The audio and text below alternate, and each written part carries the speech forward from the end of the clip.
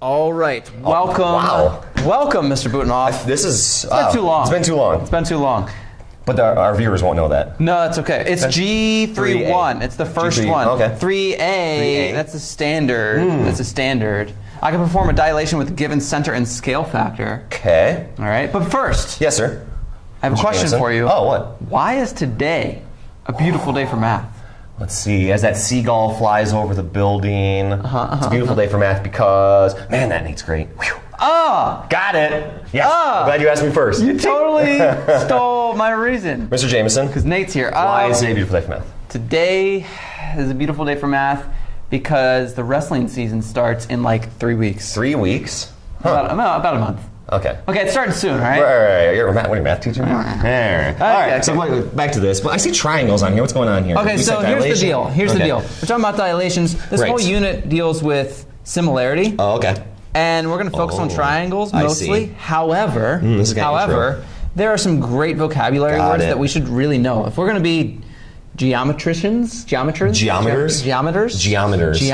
right. Geometers. We're going to be geometers. We should know what an acute angle or acute triangle is, a right triangle, an obtuse triangle. Those are great vocabulary words we will need for the rest of the year. Building the vocabulary. We're building the vocabulary. Got it. This is our goal. That's the bar, okay. so to speak. All right. Okay, so an acute angle. Yes.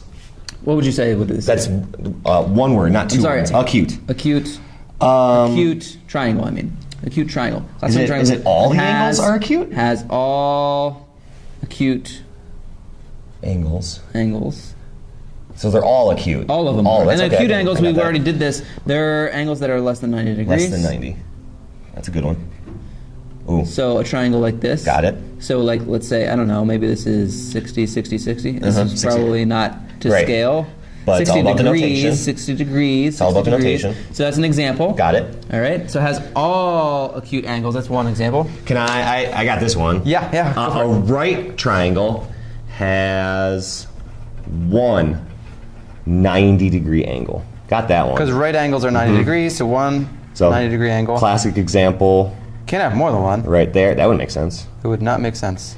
Classic There's example. a right triangle right there. And then that's right there. That's crucial, right? That in order to indicate that this is a right triangle, we have to put that little marker right there, that little box. Yep. Okay. It's a 90 degrees. That's how you know it's 90 degrees. Obtuse. This has one.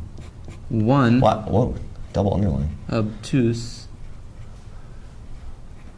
angle. Okay. One obtuse. So one obtuse angle, and that's an angle that is bigger than 90 degrees, less than 180. Right? And it only has one of those. So it'd be an example like this angle here. Let's say this is like 120 degrees. And that's an example. Then there's the little acute angles right there. Yep. Okay. So it can only have one. Obtuse. Has to have one. Great. So all acute, one right, one obtuse. Yep. All right? Okay. And then we've also got, so that was classifying them by the angles. Okay. We also classify triangles by the number of congruent sides. I see. So scaling. Okay. What does that mean? So let's see. No congruent sides. Good act like you don't know how to do this. What does that mean? No congruent sides. No congruent sides. So all the sides are different. So they're different sides. Okay. We got this. So they're all no congruent sides. So all the sides are different. So 2, 3, and 6. Yeah. And then units or whatever. Units. Okay.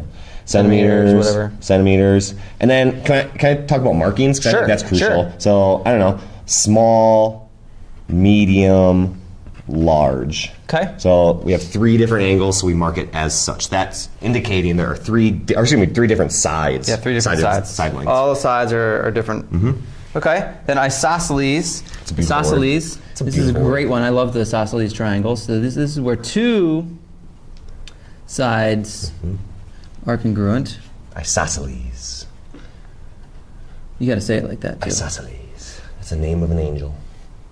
Okay, so 2 sides are congruent. I got to mark this. So I'm going to say this side and this side. And it looks like in my paper. Yeah, no situation there. Okay, so let's say this is 7 centimeters, and this is 7 centimeters, and this is, I don't know, 3 centimeters, something like different. that. The third side's different. These 2 are congruent, so I put this little mark in here to indicate these 2 sides are the exact same measure. Got it.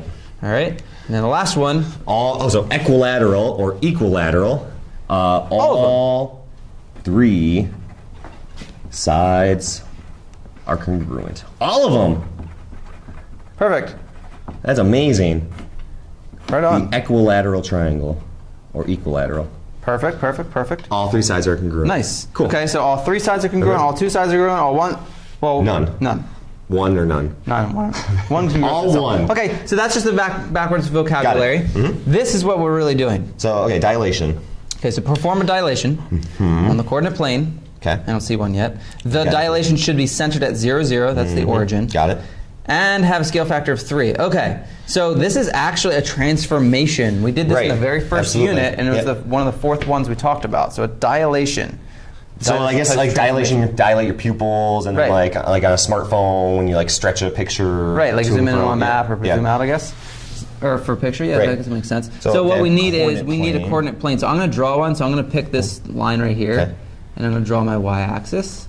There's my y-axis, and I'm going to draw my x-axis.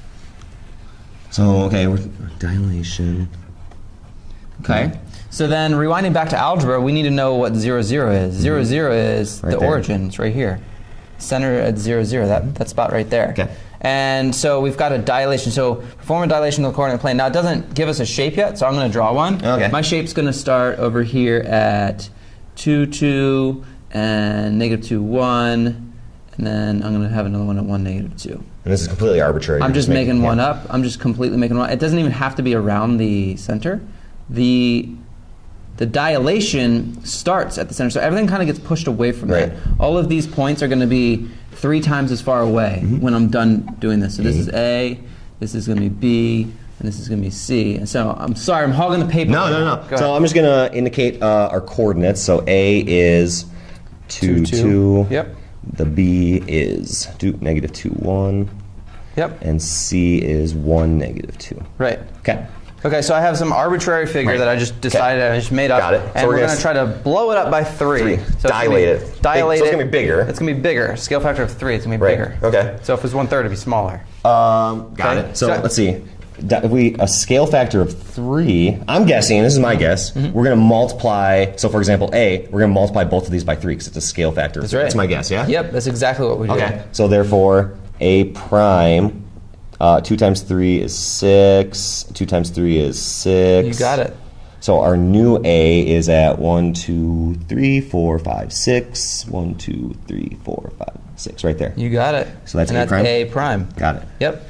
And then we do B prime, so B prime is going to be, negative 2 times 3 is negative 6. 1 times 3 is 3. So that's going to be negative 6, 3. So negative 1, 2, 3, 4, 5, 6. 1, 2. It's all the way over here. It's almost off the grid. B prime's right there. And then we've got C prime. So, okay. So C prime, got a situation. Let's see, times 3. So 3, and then times 3, negative 6. Yep. So 1, 2, 3, and then 1, 2, 3, 4, 5, 6. So there is C prime. And then do you think we should connect the dots? Yeah. We should absolutely connect the So dots. let's see how I do here.